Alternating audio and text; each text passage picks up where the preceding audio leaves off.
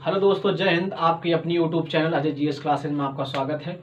हम लोग हिंदी का एक नेक्स्ट सेशन लेकर आए हैं, जिससे हम लोग यहाँ से एग्जाम में क्वेश्चन लगभग 2-3 नंबर का क्वेश्चन पूछा जाता है वनडे एग्जाम में विशेषकर, जिसे हम लोग संध के नाम से जानते हैं। किसके नाम से? संध के नाम से जानते हैं।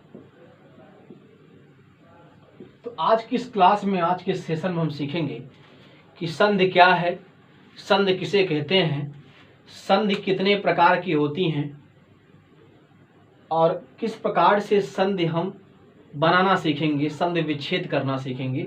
आइए आज की क्लास को हम स्टार्ट करते हैं। सबसे पहले जानेंगे हम संधि किसे कहते हैं।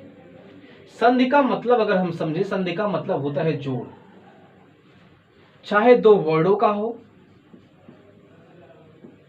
या दो वाक्यों का हो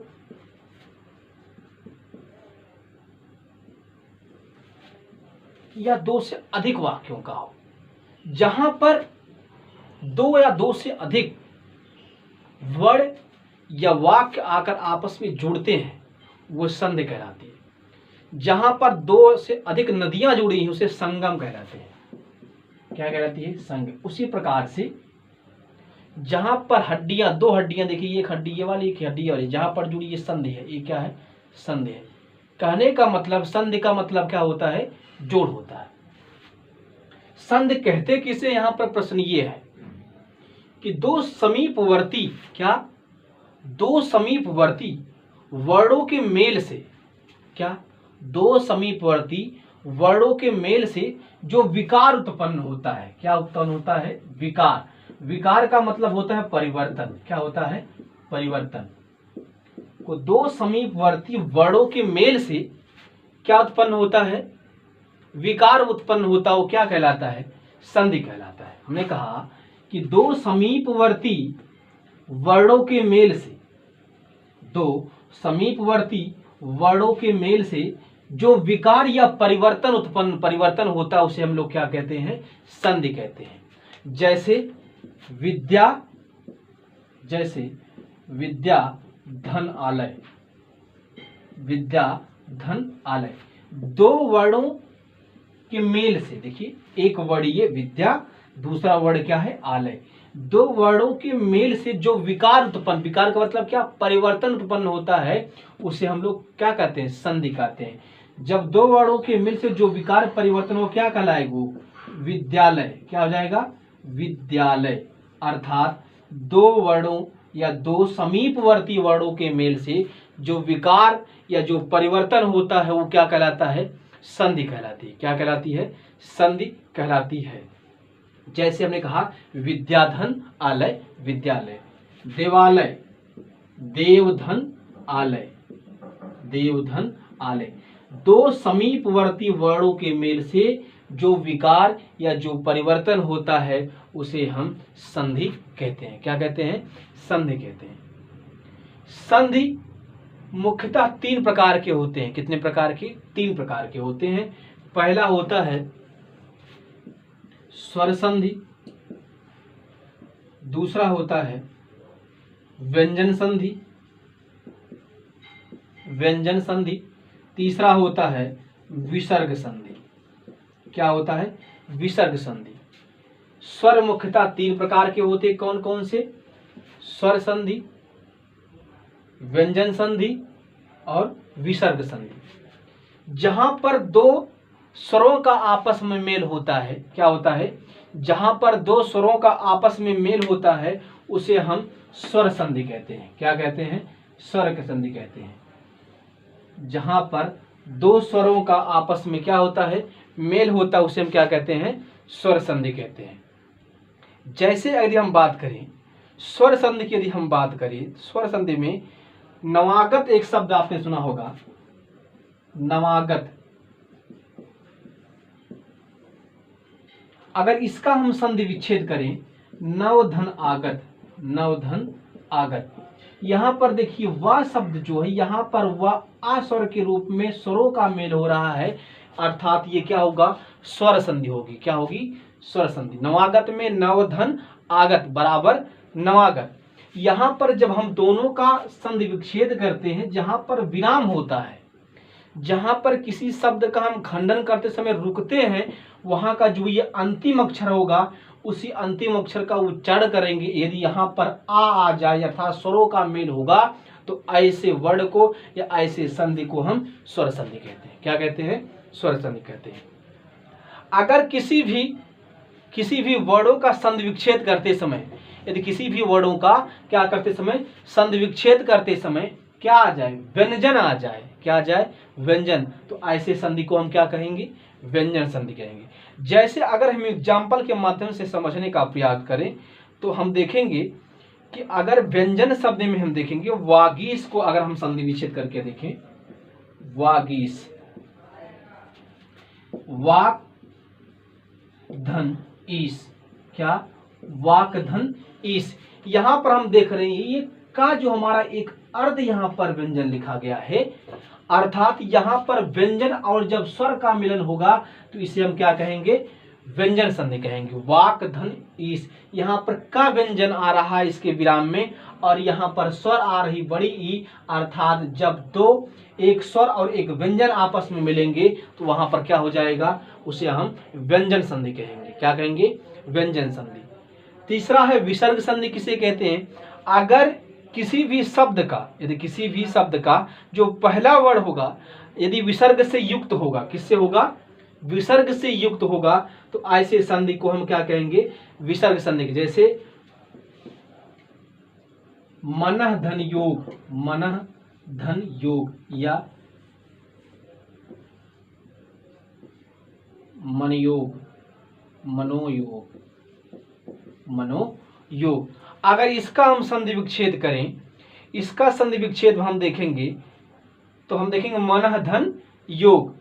जब हम मनः धन योग हम देखेंगे, मनः धन योग, या मनोरथ देखें हम, मनोरथ, मनः धन रथ, क्या? मनः धन रथ। यहां पर पहले वर्ड में जब विसर्ग युक्त कोई शब्द आ जाता है तो ऐसे संधि को हम क्या कहेंगे? विसर्ग संधि कहते हैं। क्या कहते हैं? विसर्ग संधि कहते हैं। तो कहने का मतलब है जो संधि का ये प्रकार है, अगर विशेषता हम देखना चाहें तो यहाँ पर स्वर और वर्णों का, स्वर और व्यंजनों का आपस में मेल है। यदि स्वर स्वर मिलते हैं तो स्वर संधि, स्वर व्यंजन मिलते हैं तो व्यंजन संधि, और यदि किसी भी वर्ड का पहला अक्षर विसर्ग युक्त होता है और बाद में स्वर होता है या व्यंजन होता है तो उसे हम क्या कहते हैं? विसर्ग संधि कहते हैं। तो आइए हम जानेंगे स्वर संधि के बारे में। स्वर संधि कितने प्रकार की होती हैं और स्वर संधि के प्रकार में 5 प्रकार की मुख्यतः होती है। पहला होता है दीर्घ संधि, दूसरा होता है गुण संधि, तीसरा होता है वृद्धि संधि, चौथा होता है यण संधि, पांचवा होता है आयाति संधि। आइए तो हम एक एक करके सीखेंगे कि स्वर संधि किसे कहते हैं। इसका एक बार आप स्क्रीनशॉट लीजिए, उसके बाद आगे बढ़ते हैं।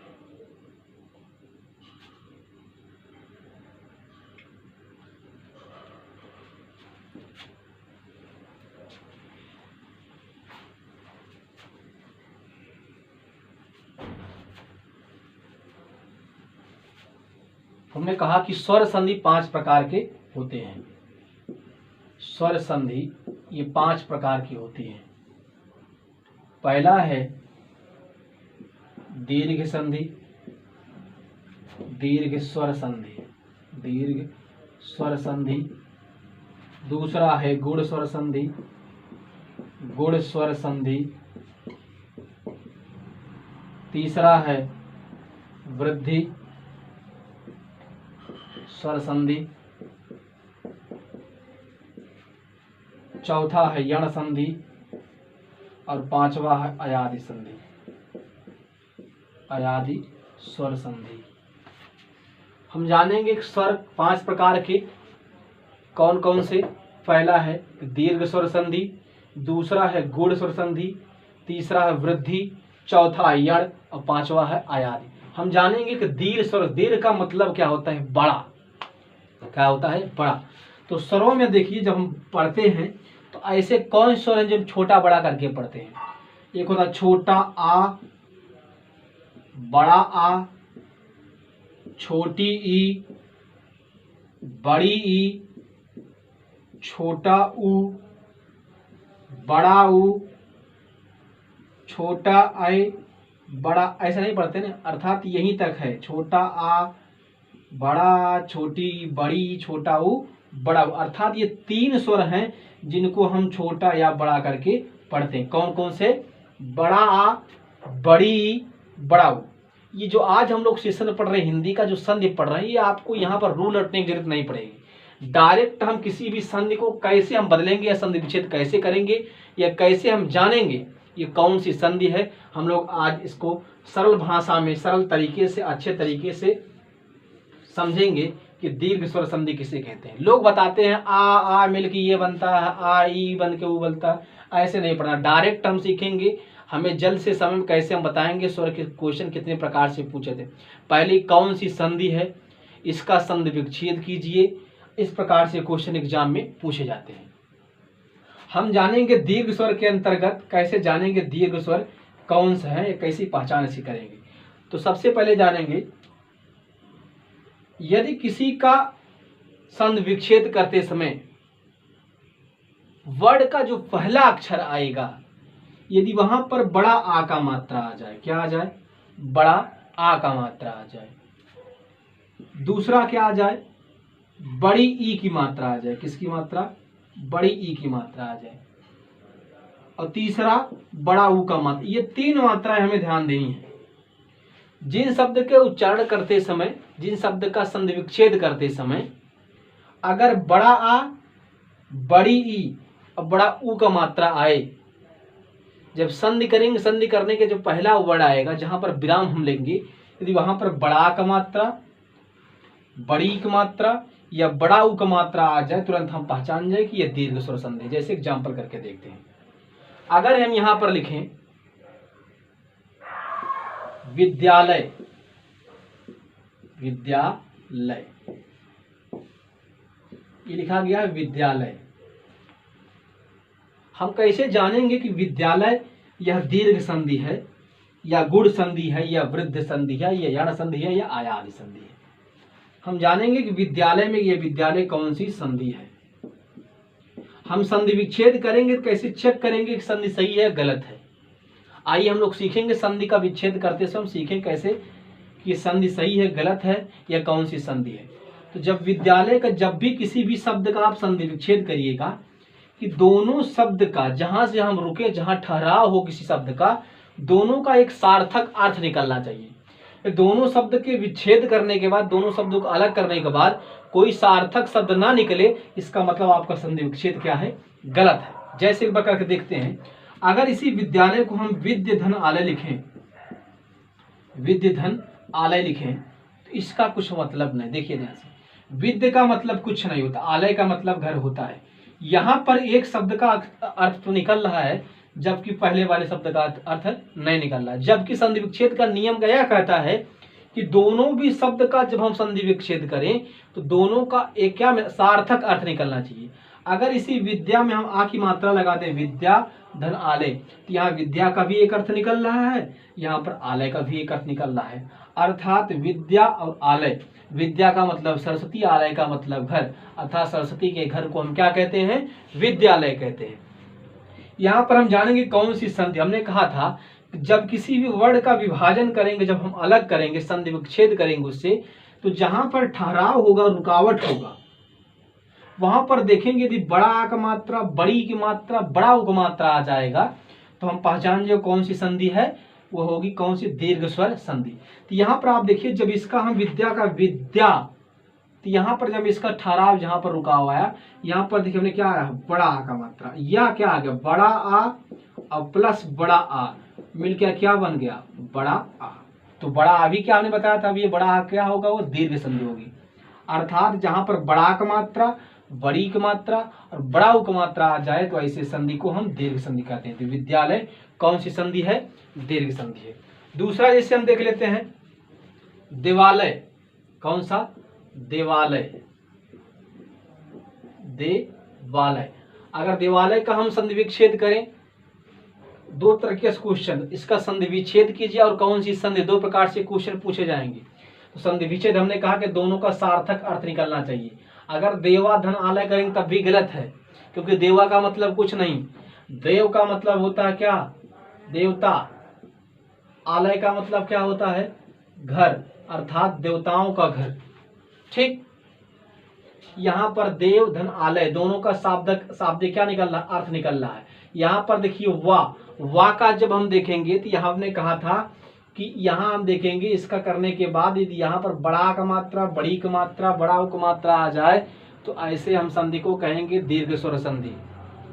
या अगर ऐसे ना आए तो हम डायरेक्ट देख लेंगे, यहाँ पर वा का जब प्रोनाउंसिएशन करेंगे तो यहाँ पर आ निकल के स्वर आ रहा है, छोटा आ, यहाँ पर देखिए बड़ा, छोटा आ प्लस बड़ा आ मिलकर क्या बनेगा? बड़ा। तो यहाँ पर निकल के आया जहाँ पर बड़ा, बड़ी, बड़ा हो, तो ऐसे संधि को हम क्या कहते हैं? दीर्घ स्वर संधि कहते हैं।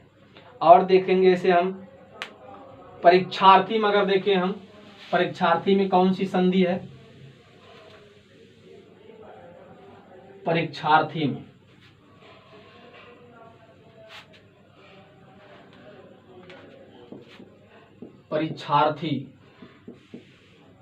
अगर हम इसका संधि विच्छेद करें तो देखिए कैसे करेंगे। इसका हमने कहा था कि दोनों का शाब्दिक अर्थ निकलना चाहिए। अगर हम कहें परीक्षा धन अर्थी, देखिए दोनों का शाब्दिक अर्थ निकल रहा है, परीक्षा का भी अर्थ निकल रहा है और अर्थी का भी अर्थ निकल रहा है। यहाँ पर देखिए ध्यान से, बड़ा आ की मात्रा आ रहा है, यहाँ से स्पष्ट हो जा रहा है, और यहाँ पर छोटा आ लिखा गया है, तो छोटा आ बड़ा, छोटा आ में क्या बढ़ेगा? बड़ा। तो ये कौन सी संधि हो गई हमारी? ये संधि हमारी हुई कौन सी? दीर्घ स्वर संधि। जब किसी भी शब्द का हम संधि विच्छेद करेंगे, संधि विच्छेद करते समय जहाँ पर कोई शब्द विराम अवस्था में आएगा, पहले शब्द देखेंगे तो बड़ा छोटा आ है, या बड़ा छोटा बड़ा है, तो वहां पर क्या बनता है? बड़ा। तो परीक्षार्थी में कौन सा हो गया? यहाँ पर होगी कौन सी संधि? कौन सी संधि हो गई? दीर्घ स्वर संधि। इसी प्रकार से यदि हम देखें अतियु,